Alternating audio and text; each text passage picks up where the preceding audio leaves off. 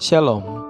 Renungan kebenaran firman Tuhan hari ini terambil di dalam Injil Matius pasal 7 ayat 13 sampai dengan ayat yang ke-14. Judul renungan hari ini, memilih jalan yang sempit. Apa untungnya rela masuk neraka bersama orang lain karena mereka tidak mau masuk surga bersama kita? Tidak semua kejahatan dapat dengan mudah dikenali. Tidak semua dosa adalah kejahatan yang menjijikan. Dosa terbesar yang pernah kita lakukan adalah menolak Tuhan. Dosa ini, dosa yang pada akhirnya menyegel azab kita, disambut baik dalam masyarakat kita. Banyak orang baik tanpa disadari mengikuti aturan Tuhan sambil menolak kekuasaannya. Banyaknya orang-orang memilih jalan yang lebar mungkin membuat kita bingung dan berpikir bahwa mereka berjalan di jalan yang benar. Tetapi kita tahu bahwa jalan itu mengarah kepada kematian. Gambaran yang selalu muncul di benak saya ketika memikirkan pembacaan firman Tuhan hari ini adalah suatu rombongan besar pengungsi yang mencari bantuan, kebebasan, dan kehidupan.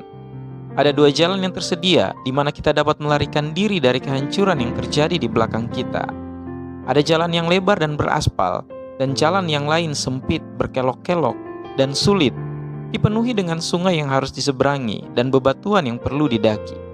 Di sekitar kita ada kotak dan tas barang-barang kita yang diberi label dengan rapi, yaitu keserakahan, cemburuan, ketenaran, keberuntungan, kehormatan, kesuksesan, dan sebagainya.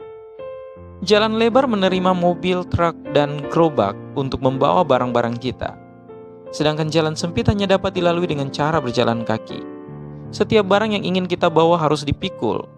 Jalannya berbahaya, membawa barang yang tidak perlu tidak dianjurkan. Pilihan ada di tangan kita. Jalan mana yang akan kita ambil?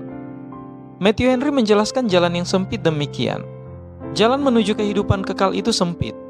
Kita tidak berada di surga ketika kita melewati gerbang yang sesak itu. Harus ada penyangkalan diri. Godaan setiap hari harus dilawan. Tugas harus dilakukan. Kita harus berjaga-jaga dalam segala hal dan berjalan dengan hati-hati. Dan kita harus melalui banyak kesulitan. Namun, jalan ini menuntun kita kepada kehidupan, menghadirkan kenyamanan dalam perkenanan Tuhan, yang merupakan kehidupan jiwa menuju kebahagiaan abadi. Ada harapan di ujung jalan kita yang akan membuat semua kesulitan di jalan menjadi lebih mudah untuk kita lalui. Sepanjang jalan akan ada pencobaan yang menawarkan untuk membawa kita di jalan yang lebih mudah. Banyak yang akan terpikat oleh jalan yang lebar, di mana kita tidak perlu memikul beban kita. Kita adalah milik Tuhan. Karena itu, ketahuilah janji Allah. Marilah kepadaku semua yang letih lesu dan berbeban berat. Aku akan memberi kelegaan kepadamu. Pikulah kuk yang kupasang dan belajarlah kepadaku.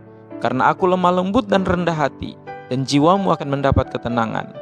Sebab kuk yang kupasang itu enak dan bebanku pun ringan. Matius 11 ayat 28 sampai dengan ayat yang ke-30. Jalan yang sempit itu mungkin sulit, mungkin terkadang sepi, mungkin akan ditertawakan oleh orang lain. Jalan itu sempit karena suatu alasan. Hanya mereka yang benar-benar ingin mengikuti Kristus yang akan menerimanya.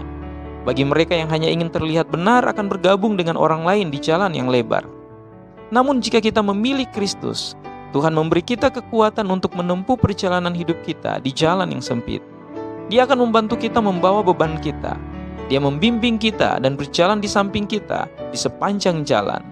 Kita harus bertanya pada diri sendiri, apakah kita ingin menjalani kehidupan kita di jalan yang lebar bersama dengan teman-teman kita, ataukah berjalan dengan Tuhan di jalan yang sempit? Kiranya Tuhan Yesus memberkati kita semua.